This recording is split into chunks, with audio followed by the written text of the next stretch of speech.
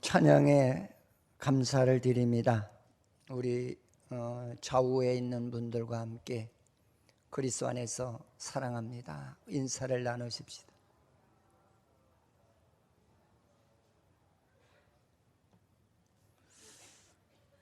맨날 하는 인사인데 참 뭔가 여러 가지 어색해 보여요. 강단에서 보면. 저는 제일 우리 동족과 민족이 제일 반갑다는 것을 한 20년 전에 유럽에 가서 이스라엘의 어느 호텔 식당에 들어갔을 때 그때 이게 동족이구나 하는 것을 제가 발견했어요. 동양인은 하나도 없는데 우리 팀만 동양인이고 없어요. 근데 로비에 갔을 적에 동양인을 하나 만났는데 그렇게 반갑더라고요. 그래서 제가 물었어요. 한국 사람이십니까? 그랬더니 네! 그러는데 얼마나 반갑던지 제가 손을 내밀어서 아유, 이 원거리에서 만나게 되어서 감사합니다 그랬더니 그 사람도 하는 말이 자기도 외로웠었다는 거죠. 그렇게 손을 내밀고 얼마나 흔들어대는지 너무나 고마워서. 근데 이제는 우리나라가 잘 살다 보니까 세계 각처에 대한민국 국민이 안 사는 데가 없어요. 응? 근데 참 묘한 거는 한국 사람이 묘한 거는 동족이 만나면 반가워해야 되는데 반가워하질 않아요. 이번에도 캄보디아에 가서 내가 느낀 것이 뭐냐, 동족을 만나면 사랑으로 더 이렇게 이제 서로 감싸야 되는데 한국 사람이 누구냐? 한국 사람이 봉이야, 봉. 저 사람들에게서 어떻게 해서든지 주머니를 털어서 내 생계를 유지해야 된다는 그런 의식이 보이더라고요. 그래서 제가 저희 집 사람한테 한국 사람들이 저런 의식을 빨리 버려야 되는데 좀 아쉽다, 그런 생각을 해보았습니다. 이제 오늘 본문의 이 말씀은 이제 구약에 보시면은 너희는 유월절을 지켜라 하시면서 이스라엘 백성들을 지금의 이집트라고 생각하시면 되겠죠. 이집트 나라에 430년 동안 종살이하는 그 백성을 해방시킬 것을 주님께서는 예언을 해 놓으셨어요.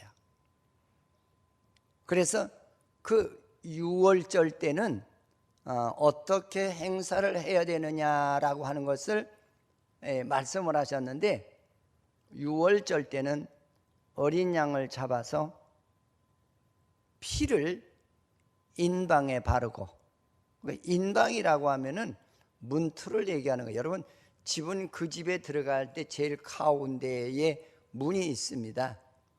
그건 뭐냐면 우리의 마음을 얘기하는 거예요.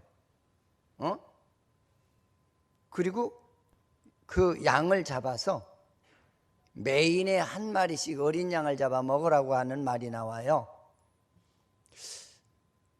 그런데 참 묘한 거는 왜 하나님께서는 왜 어린 양을 잡아 먹으라고 그랬고 매인에 하나씩 그걸 잡아 먹으라고 그랬느냐?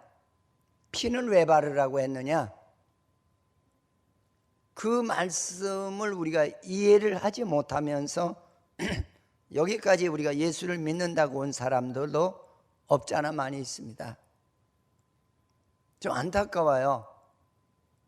우리가 여러분이 알듯이 구약이라고 하는 것은 메시아가 이 땅에 오시는데 죄악의 노예가 된 백성들을 해방시키기 위해서 메시아가 오신다는 것을 구약에서 다 설명해 주고 있어요.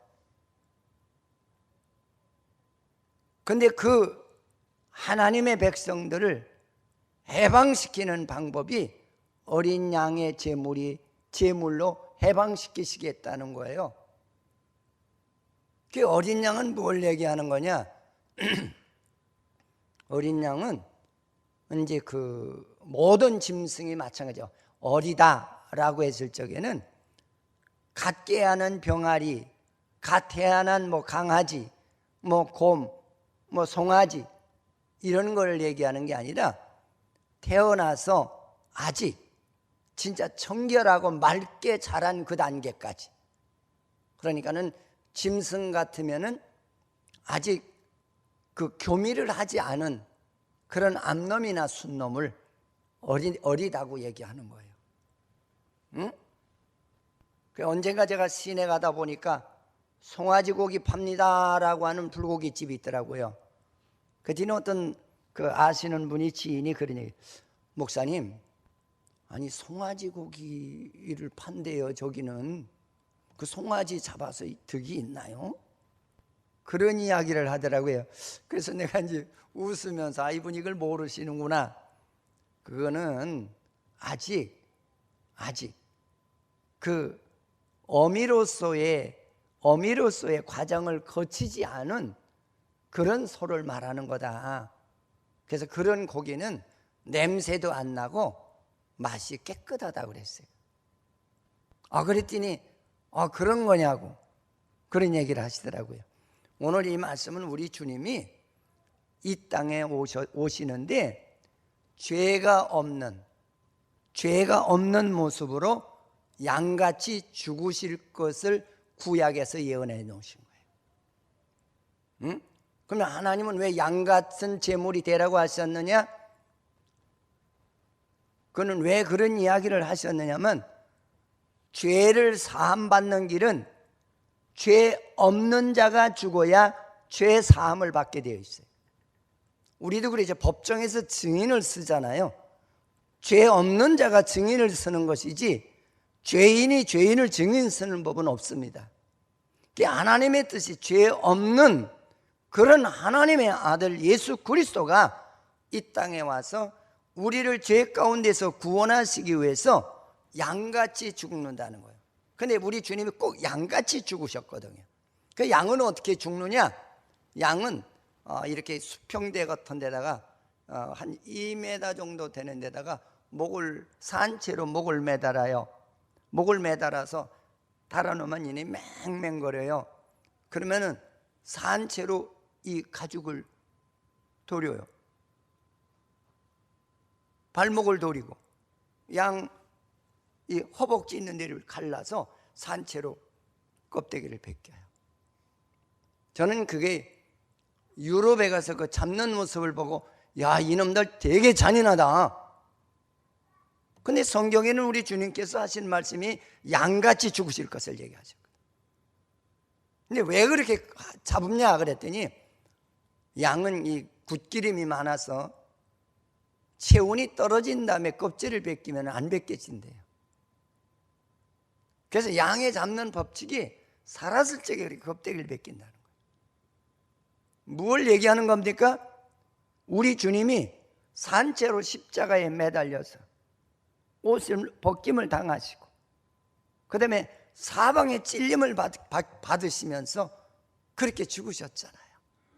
십자가에 죽으시는 모양을 구약에서는 양이 죽는 모양으로 상징적인 표현을 해서 우리에게 구원을 이루실 것을 말씀하신 그런 은혜인 줄 믿으시기를 축원을 드립니다.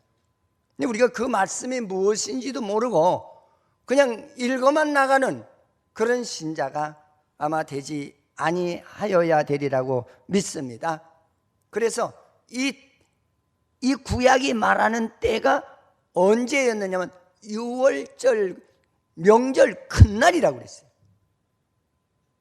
6월절은 뭘 가지고 6월절이라고 하냐면, 하나님의 택한 백성들을 죄에서 구원하기 위해서 표시가 있어야 되는데, 그 인방에 피를 바른 그런 백성들에게는 하나님의 천사가 나타나서 구별을 했다는 뜻이에요. 이거는 하나님의 백성이구나. 그래서 6월절이라는 뜻은 뛰어넘었다라고 하는 뜻이에요. 뛰어넘었다. 왜 뛰어넘었느냐? 이건 하나님의 백성이니까 이거 선별을 해야 된다 해서 뛰어넘었다는 뜻이에요. 응? 바로 우리 주님이 이 땅에 오셔서 우리를 구원하시는 그 모습, 하나님의 백성은 절대로 하나님은 죽이지 않으시고 그를 구원하실 것을 약속하는 은혜인 줄 믿으시기를 축원을 드립니다. 그래서 하나님의 백성은 절대로 하나님 앞에 심판을 받지 않아요. 왜? 자기 백성이시기 때문에. 그래서 예수 그리스도께서 그렇게 죽으실 것을 그 말한 날이 어느 날이냐면 유월절 기간하고도 큰 명절 끝날. 그 명절 끝날이라는 말은 무슨 얘기냐면 이스라엘 나라에서는 그 유월절 명절이 1월 14일서부터 일주일간 21일까지 명절 기간이에요.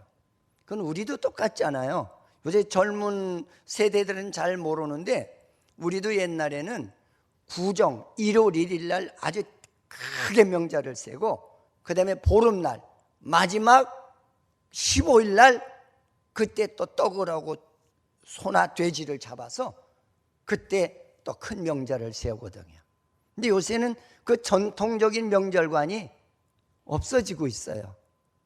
근데 왜 우리나라는 15일이고 유대 나라는 7일이냐? 그거는 그 나라의 어떤 그 범위를 상징하는 거예요. 일주일이면은 그 이스라엘 나라가 그 끝에서 예루살렘까지 올라오는 거리가 된다는 거예요. 우리나라는 15일이면 저 부산에서 자기 고향까지 충분히 올 수 있다는 거예요. 중국 같은 나라는 구정을 세는데 한 달 이상이 돼요. 그래서 언젠가도 제가 말씀을 드렸습니다만 그 우리나라 목사가 중국에 가서 부흥회를 하는데 그래서 어떤 사람이 끝나기 하루 전날 문을 삑 열고 설교 중에 들어왔더래잖아요. 그게 우리나라식으로 아니 저 양반은 왜 이렇게 늦게 이렇게 부흥회를 왔대? 그러니까 그분이 저요 15일 전부터 부지런히 걸어서 온 것이 지금 왔습니다. 그러더래요. 그러니까 중국 사정을 우리 부흥 목사가 몰랐던 거죠. 그래서 그가 무척 회개하고 사과를 했다는 실화가 있습니다. 응? 근데 이스라엘 나라에서는 7일째 되는 날 큰 명절을 센단 말이에요. 응? 바로 그 날이 무슨 날이냐면 우리 주님이 이 땅에 오셔서 십자가에 죽으시고 죽으신 그 날이란 말이에요. 응? 그래서 이제 그 안식일 문제가 또 등장을 하잖아요. 이제 이단에서 이게 안식일 문제 때문에 혼돈을 느끼는 성도들도 없잖아 많아요. 네, 너희는 안식일을 지키라고 했는데. 근데 그 안식이라고 하는 그 말은 하나님께서 죄 없는 아담과 이브에게 주셨던 진짜 안식일이에요. 근데 죄를 범하고 난 이후에 우리들에겐 참된 안식이 없어진 거예요. 여러분 죄인들에게 무슨 참된 안식이 있을 수가 있겠어요? 그래서 바로 명절 끝날 우리 주님께서 십자가에 죽으신 것은 우리들의 모든 죄를 다 사해 주시고 십자가의 죽으심으로 말미암아서 새로운 인생이 탄생케 하는 구원의 역사가 이루어진 그날이 바로 지금의 주일날이에요. 이것도 모르고 예수 믿는 사람들이 너무 많아요. 그냥 성경 찬송만 들고 왔다 갔다 하는 날짜만 채우는 그런 신앙인이 되면 안 될 줄 믿으시기를 부탁을 드리겠습니다. 그러시면서 오늘 이 말씀은 그날이 내게 왔다는 거예요. 이제 그냥 마지막 내가 하나님이 원하시고 기다렸던 그때가 왔다는 거죠. 그러면서 제자들을 모아놓고 이제 무슨 이야기를 하시느냐면 구약에 예언된 그런 날이 내게 왔어. 이게 마지막 내가 너희들에게 육신의 몸으로서는 영원히 너와 내가 볼 수 없는 그런 마지막 날이니 내가 너희에게 내가 죽으면은 나에겐 고통이 되고 아픔이 되고 여러 가지 정말로 시련이 오지만은 너에게는 큰 행복한 축복이 올 것이라고 하는 것을 말씀하셨거든요. 예수 그리스도가 죽으심으로 말미암아서 나는 죄에서 해방이 된다는 거죠. 응?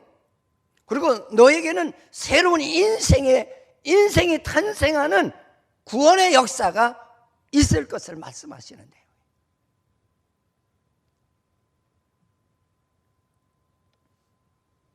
그러면서 내가 이 땅에 온 것은 너희들이 나를 불러서 죄사함 받게 해달라고 불러서 온 것이 아니라 나는 하나님의 뜻을 이루기 위해서 오셨다는 거예요. 그러니까 뭘 얘기하는 겁니까?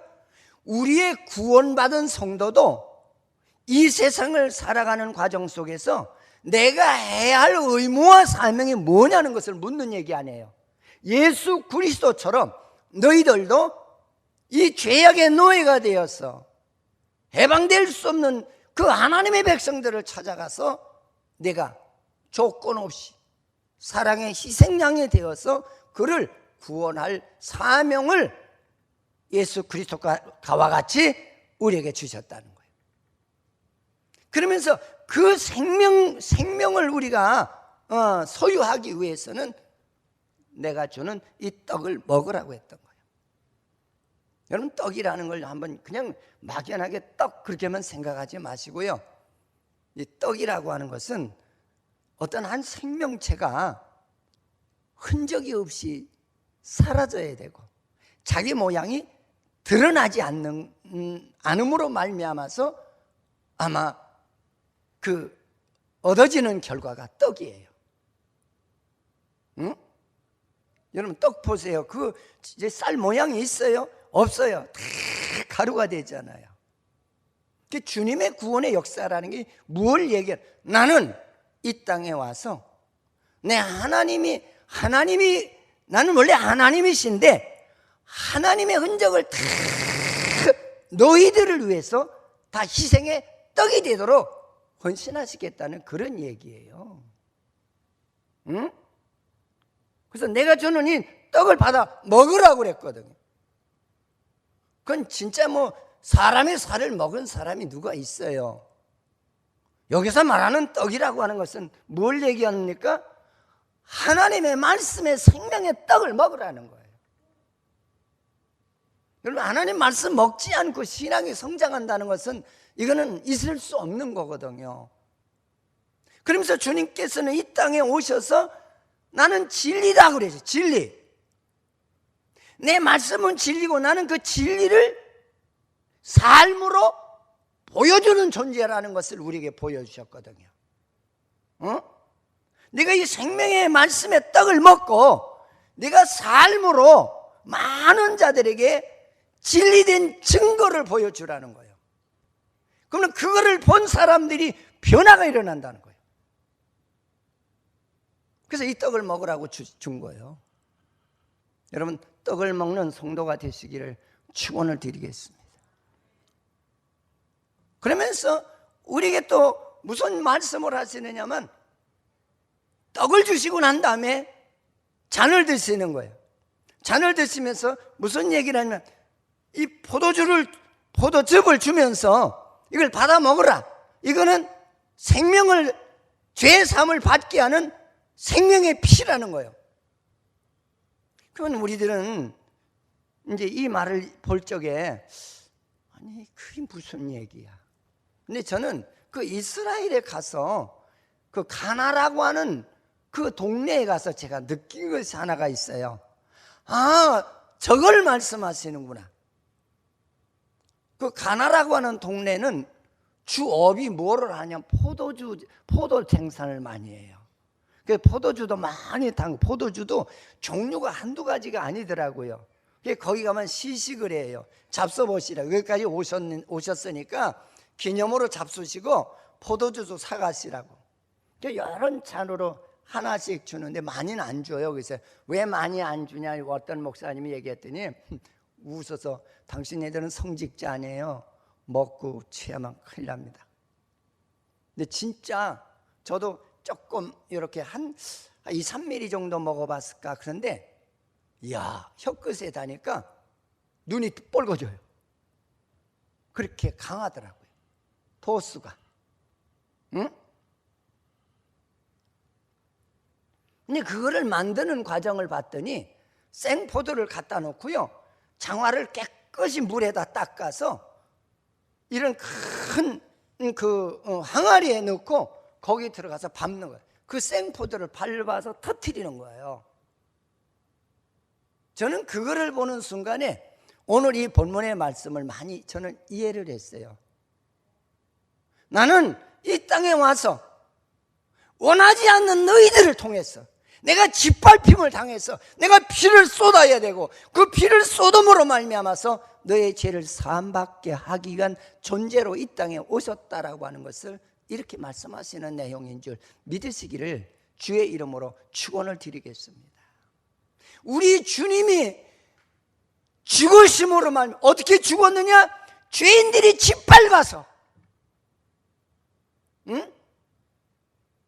자기 육신의 생명이 터져나오는 그런 하나의 죽음을 우리에게 보이셨다는 거예요.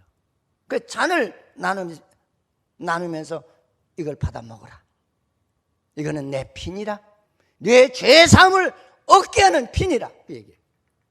이게 무슨 얘기입니까? 응? 우리 주님이 몽땅 다 진리도 주시고 아름다운 삶도 주시면서 우리에게 그 피라고 하는 것은 생명을 뜻하는 것인데, 음식이라는 건 힘을 뜻한다면 피라고 하는 것은 생명을 뜻하는 겁니다. 그가 우리에게 죄사함을 받게 하시고 우리 안에 그리스도의 생명을 넣어주시겠다. 할렐루야. 우리 안에 그리스도의 생명을 넣어주시겠다는 거예요. 그렇게 되게 되면 너는 그리스도를 닮은 생명으로 탄생하는 그런 역사가 일어날 것을 말씀하시는 내용인 줄 믿으시기를 바랍니다. 사랑하는 성도 여러분, 오늘 이 예식에 참석한 여러분, 우리 예수의 그 살을 기억하시고 떡을 떼시며 예수의 피를 기억하시면서 포도주를 받아서, 이 떡은 뭘 상징하는 것이냐? 예수 그리스도의 진리, 삶으로 보여주신 그 삶의 그 떡이라는 거죠.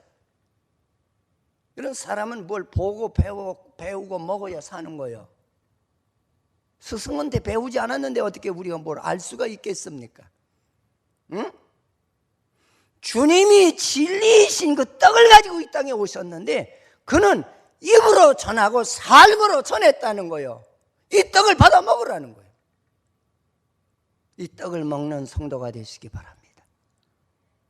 그리고 원치 않는 자들에 의해서 주님이 죽으시고 피를 흘림으로 말미암아서, 그 피는 죄를 씻어주는 피이기도 하지만 내 안에 그리스도의 생명을 주시는 피라고 하는 것을 기억하시고, 이제부터는 이 잔을 마실 때마다 여호와를 너는 마음에 새기라고 그랬거든, 기념하라고 그랬거든. 그런 기념하는 예배에 성도가 되시기를 주의 이름으로 축원을 드리겠습니다. 하나님 아버지, 감사합니다. 오늘 귀한 성찬 예식을 통해서 예수의 떡을 아버지 하나님 살로 표현을 했고 포도주를 피로 표현을 하면서 받아 먹으라고 그랬습니다. 하나님, 우리는 진리의 떡을 받는 상징적인 이 시간이 되게 하시고 예수의 피로 죄사함을 받는 포도주의 상징적인 역사를 깨닫는 은혜의 예배가 되도록 도우시옵소서. 예수님의 이름으로 기도드립니다. 아멘.